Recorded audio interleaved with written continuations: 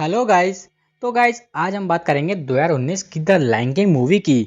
Originally इस film का idea 2016 में आता है, जिसके बाद इसकी कास्ट, डायरेक्टर, प्रोड्यूसर सभी को सिलेक्ट करने का काम शुरू हो जाता है। इस मूवी की एस्टिमेटेड कॉस्ट 250 मिलियन थी और जब ये मूवी रिलीज होती है तो ये अपनी कीमत का 6 गुना वसूल कर लेती है। मतलब ये टोटल 1.6 बिलियन की वर्ल्ड वाइड कमाई करती है और आज तक की सबसे ज़्यादा कमाई करने वाली एनिमेटेड मूवी बन जाती है। तो गाइज ये तो इस मूवी से रिलेटेड कुछ फैक्ट्स थे। अब मूवी देखना शुरू करते हैं। तो गाइज मूवी की शुरुआत हमारे प्यारे से नन्हे से नए लायन किंग सिम्बा के साथ होती है। जल्द ही सिम्बा थोड़ा बड़ा हो जाता है और मुफासा उसे जंगल के कायदे कानून सिखाना शुरू कर देता है। और क्योंकि वो अगला लायन किंग बनने वाला है, इसलिए उसे सर्कल ऑफ लाइफ को समझना भी जरूरी है। मूवी में मुफासा का एक भाई है जिसका नाम स्कार है। स्कार हमेशा से जंगल पर राज करना चाहता था, लेकिन उसकी जगह मुफासा को राजा बना दिया जाता है और अब अगला राजा सिम्बा बनने वाला है।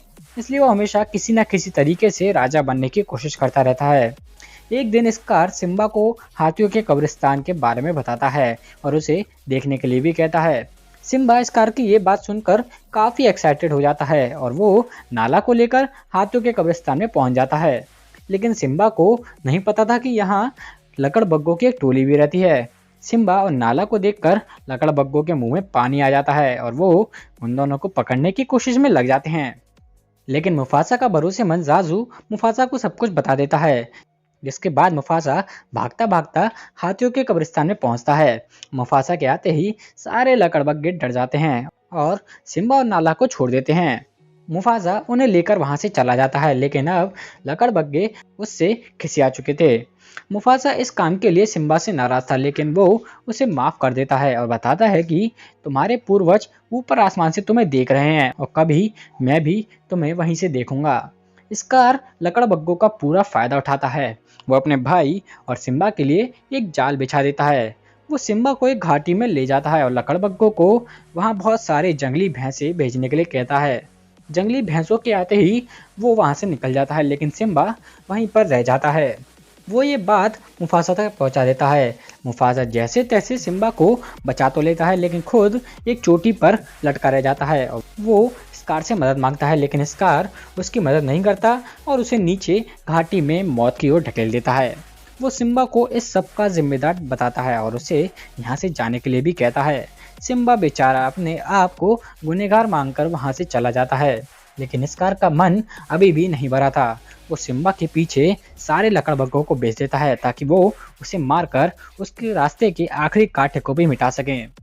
लेकिन नसीब का खेल देखो, सिम्बा पहाड़ की चोटी से गिरकर भी बच जाता है। स्कार दूसरे शेरों को बताता है कि मुफासा और सिम्बा दोनों मारे जा चुके हैं और इसलिए अब वो यहाँ का राजा बनेगा।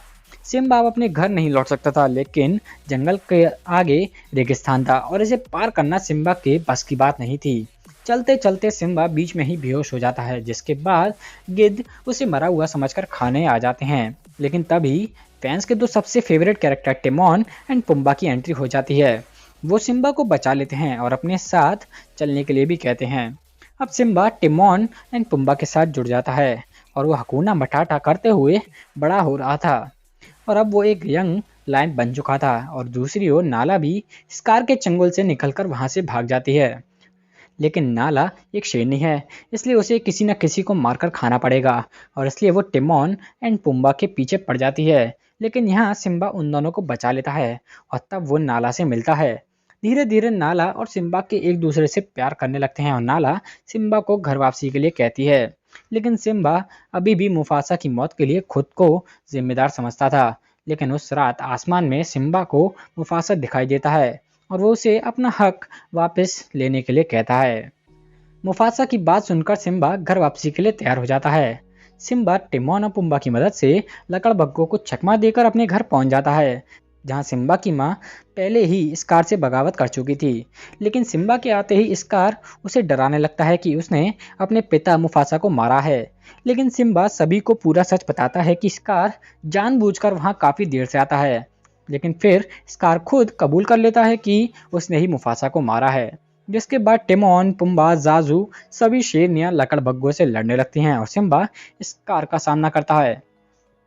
लड़ते लड़ते स्कार और सिम्बा पहाड़ की चोटी पर पहुंच जाते हैं, जहां खुद को बचाने के लिए स्कार सारे इल्जाम लकड़बग्गों पर डाल देता है।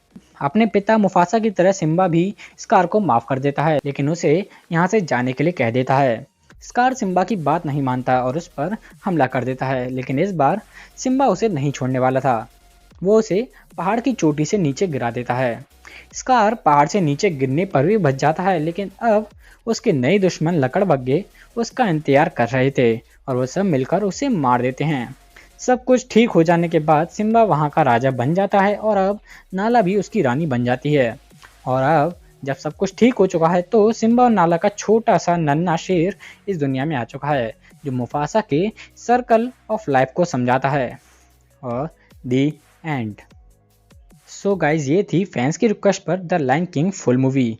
अगर आपको मेरी ये वीडियो पसंद आए तो इसे एक लाइक, एक बार सब्सक्राइब और इसे हज़ारों बार शेयर करना ना भूलें, और सर्कल ऑफ व्यूज़ को ऐसे ही बढ़ाते रहें।